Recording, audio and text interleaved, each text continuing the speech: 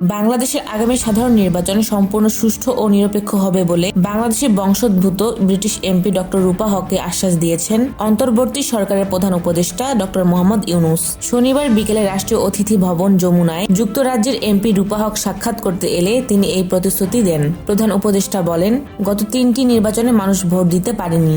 সেখানে ছিল ভুয়া সংসদ, ভুয়া এমপি ও ভুয়া স্পিকার। দেশের জনগণ এখন তাদের কণ্ঠ ফিরে পেয়েছে। তাদের কণ্ঠ জোরপূর্বক ছিনিয়ে নেওয়া হয়েছিল।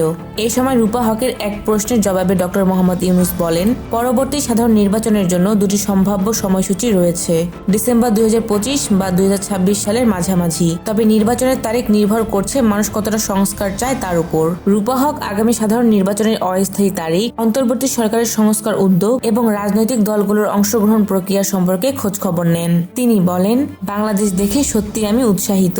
আগামী সাধারণ নির্বাচন দেখতে বাংলাদেশে ফিরে আসার ইচ্ছা প্রকাশ করেন তিনি। প্রধান উপদেষ্টা তাকে জুলাই গণ অভ্যুত্থানে জনগণের উপর চালানো হাসিনা সরকারের নির্যাতনের বর্ণনা তুলে ধরেন। এ সময় আরও উপস্থিত ছিলেন ব্রিটিশ হাইকমিশন ঢাকার ডেপুটি কমিশনার ও ডেভেলপমেন্ট ডিরেক্টর জেমস গোল্ডম্যান।